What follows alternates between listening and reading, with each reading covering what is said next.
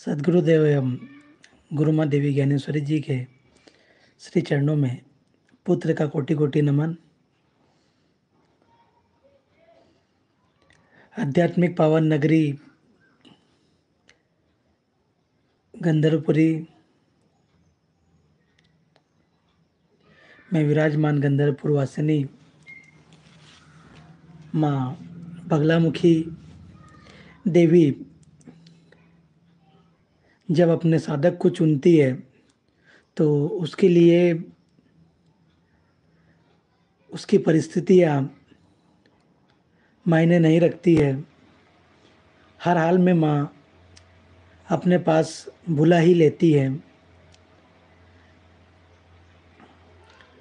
प्रायः यह देखा जाता है कि व्यक्ति कौतूहलवश सोशल मीडिया के माध्यम से बगलामुखी साधना के बारे में कहीं से पढ़ता है, सुनता है और उसके मन में जिज्ञासा उत्पन्न होती है कि हम भी माँ की साधना आराधना करें।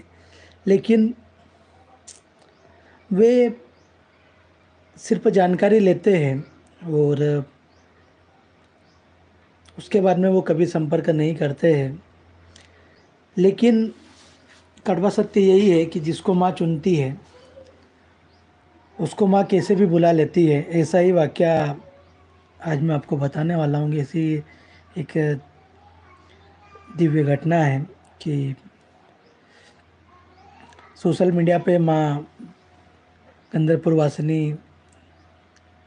गंधर्वपुरी में जो स्थित है माँ बगलामुखी, उनके दिव्य दरबार में साधकों को आह्वान किया जाता है राष्ट्रहित में तैयार करने के लिए। और माँ से हमने अर्जी लगा रखी है कि माँ हमें राष्ट्रहित में साधक तैयार करने हैं, आप ऐसे भाइयों को, ऐसे बहनों को हमें प्रदान करें जो हमारे इस अभियान में हमारी मदद कर सके। क्योंकि राष्ट्रहित में बगलामुखी के हवन हर जगह पे आयोजित करवाने हैं ताकि देश की जो वर्तमान परिस्थितियां बन रही है उन वर्तमान परिस्थितियों में कुछ अंश हमारे साधकों का भी रहे।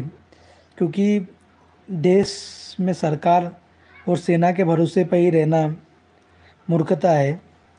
वे उनका कर्म कर रहे हैं, सरकार और सेना, लेकिन जो देश के अंदर आंतरिकता में हमारे जो शत्रु है उनको अगर हमें नियंत्रण में रखना है, उनका अगर समूल नाश करना है तो हमें माँ बगलामुखी की साधना आराधना करनी होगी।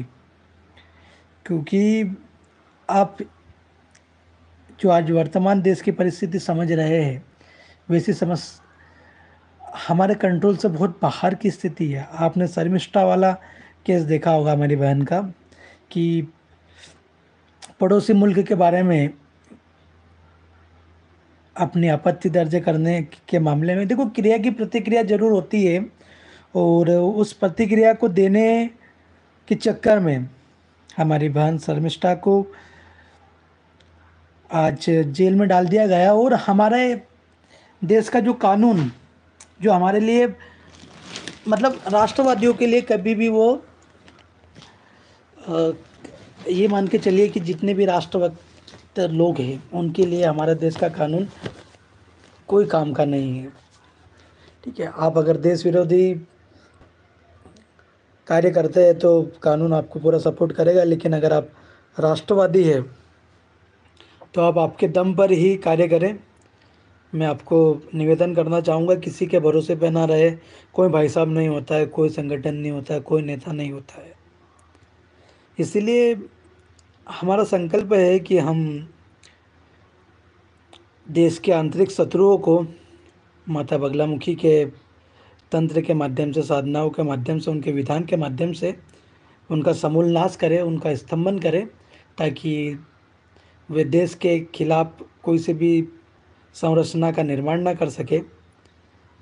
तो इसी कड़ी में हमारा निरंतर प्रचार प्रसार चलता रहता है। भगवती से हमारी नित्य ही प्रार्थना चलती है कि माई हमें ऐसे साधक साधिकाएँ प्रदान करे जो राष्ट्रहित में कार्य कर सके। देखिए, जीवन में परेशानियां सभी के होती हैं, ऐसा कोई व्यक्ति नहीं है जिसके जीवन में परेशानियां नहीं है। लेकिन उन परेशानियों के साथ साथ हमें राष्ट्रहित में भी सोचना होगा और अगर हम राष्ट्र हित में नहीं सोचेंगे तो फिर आप समय देख रहे हैं, आपको बताने की ज़रूरत नहीं है, आप बच्चे नहीं हैं।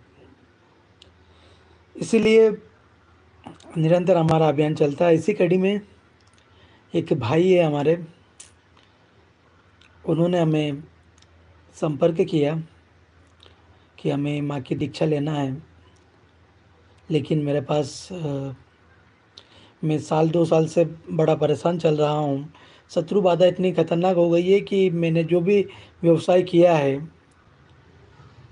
शून्य रहा हूँ, और आज वर्तमान परिस्थिति में मैं 1 वर्ष से घर पे ही हूँ, मेरे पास कोई कार्य नहीं है। तो मैंने उनको बोला कि आप माँ के धाम पे आ जाइए, यहाँ पे आपको आने जाने का आप किराया कर लीजिए, और भगवती के लिए कुछ चीज़ें पहले से निर्धारित की गई है, क्योंकि आप अगर भगवती के पास आते हैं तो आपको अर्जी लगानी होगी। जो भी आपकी विश है वो आप एक कागज़ पे लिख के लाए। भगवती के लिए कुछ सामग्रियाँ रहती है पूजन के लिए, वो आपको लेके आना ज़रूरी है ना, क्योंकि माँ को अर्पण करना बहुत ज़रूरी है। खाली हाथ माँ के दरबार में कहीं भी नहीं जाया जाता है, किसी भी शक्ति के पास नहीं जाया जाता है। तो उन भाई ने मुझे बताया कि गुरुजी मेरे पास अर्थव्यवस्था नहीं है, मैं क्या करूँ, मैं किसी से मांगता हूँ, बोले मेरे यारों दोस्तों से, मेरे रिश्तेदारों से, और मैं आने का प्रबंध करता हूँ। अ, वे लगातार 1 सप्ताह तक परेशान होते रहे, उनको कहीं से भी सहायता प्राप्त नहीं हुई। उनके आने का समय निश्चित होने लगा, उन्होंने बोला था कि मैं फलानी तारीख को आ जाऊँगा, उनका दिन पास में आ गया, लेकिन उनको व्यवस्था नहीं हो रही थी। फिर उन्होंने मुझे बताया कि मैं कल आ रहा हूँ गुरुजी, मैं कल निकलूँगा। मेरे पास पैसे का इंतजाम नहीं हुआ, तो मैंने फिर मोबाइल भेज दिया। मुझे बड़ा दुख हुआ कि बोले मैंने 20,000 का मोबाइल बोले 4,000 में बेच दिया, बोले गुरुजी। मुझे बड़ा दुख हुआ कि देखिए, जिसको माँ को पाना है वो येन केन प्रकारन किंतु परंतु नहीं करता है, वो आ ही जाता है। और उन्होंने भगवती की दीक्षा लेने के लिए, माँ की साधना आराधना करने के लिए, देखो माँ जिसको चुनती है वो कैसे भी करके माँ की दीक्षा ले लेता है, वो माँ की शरण में जरूर आता है, ये भी कड़वा सत्य है। और जिसकी किस्मत में नहीं रहेगा वो भटकता रहे, दर्शनार्थ करता रहे माई के। माई का साधक बनना कोई छोटी मोटी चीज़ें नहीं है। हमने देखा है कि कोई कौतूहलवश, जिससे बोलते हैं ना कि राहु केतु ने भी अ, जब अमृत मंथन हुआ था तो राहु केतु ने भी अमृत का पान कर लिया था, लेकिन वो अमृत पान उनके लिए अभिशाप बन गया। वैसे ही कुछ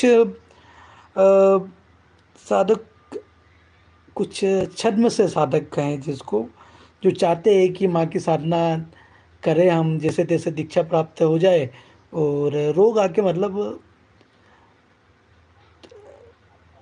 देखो जैसा हर जगह पे होता है कि हर चीज़ का एक विधान होता है, और हमें उस विधान को फॉलो अप करना होता है। किसी कारणवश आपको दीक्षा तो मिल जाती है राहु केतु की तरह, लेकिन आप उसमें सफल नहीं हो पाते हो, ये भी हमारा कड़वा अनुभव रहा है। हमसे बहुत सारे लोगों ने अपनी मजबूरियों का रोना रो रो कर माँ की दीक्षा तो ले ली, क्योंकि हम माँ के बेटे हैं। हमारा संकल्प है कि जो भी माँ की शरण में आता है हम उसको मार्ग जरूर बताते हैं।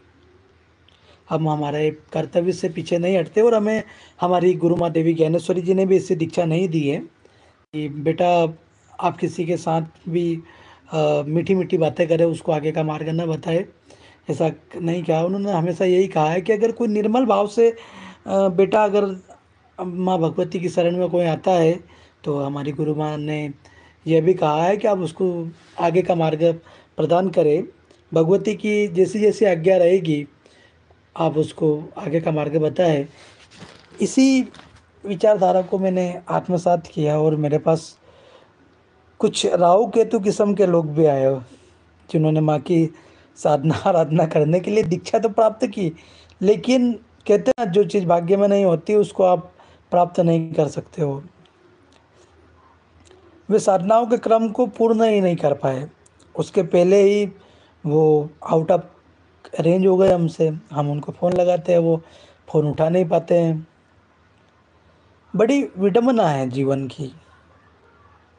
इसीलिए मैं कहना चाहूँगा कि जिसको माँ चुनती है उसके लिए परिस्थितियाँ मायने नहीं रखती है।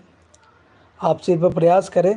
आप एक दृढ़ संकल्प लें कि मुझे दीक्षा लेनी है और मुझे राष्ट्रहित में कार्य करना है, माँ का प्रचार प्रसार करना है, माँ के द्वारा मुझे राष्ट्रहित में कार्य करना है। माँ की शक्तियों को हम आत्मसात करके शत्रुओं के समूल नाश के लिए कार्य करेंगे, ऐसा आप संकल्प लें।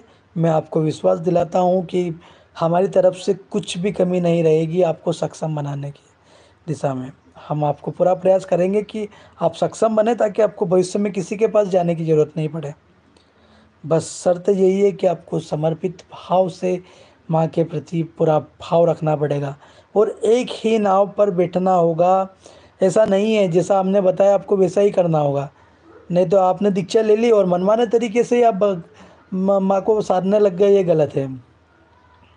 आपको जितना बताया जाए आप उतना करें। मैं आपको विश्वास दिलाता हूँ कि आपके जीवन के जितने भी कष्ट हैं वो दूर होंगे और उन कष्टों को दूर स्वयं भगवती करती है।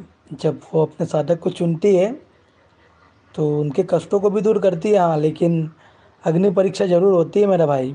आप इस चीज़ का ज़रूर ध्यान रखें। बिना अग्नि परीक्षा के कोई सी भी साधनाएँ पूर्ण नहीं होती है।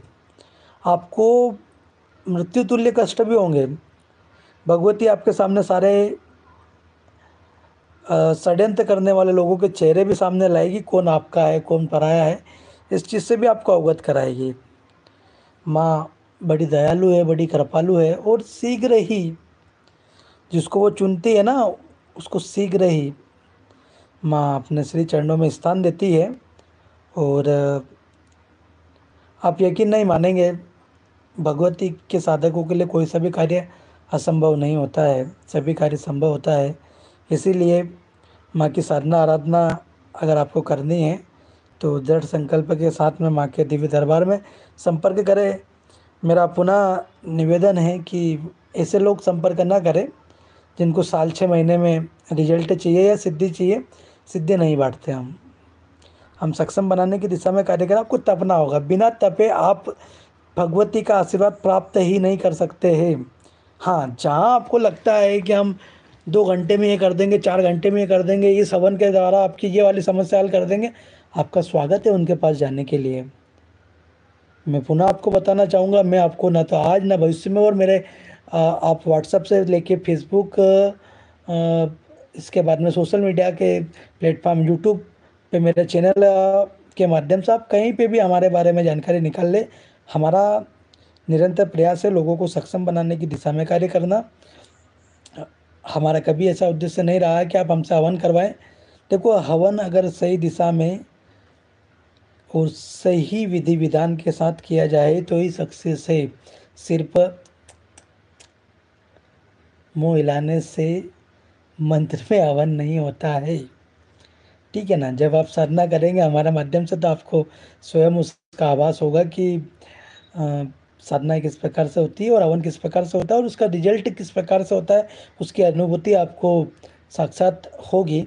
इसीलिए मैं पुनः आपको बताना चाहूँगा कि भगवती जिसको चुनती है उसके लिए उसकी परिस्थितियाँ मायने नहीं रखती है। उसका दृढ़ संकल्प और उसके प्रारब्ध को सुधारने में अगर भगवती का कहीं ना कहीं अंश लिखा हुआ है तो उसको भगवती का प्रारब्ध और उसका आशीर्वाद जरूर मिलता है।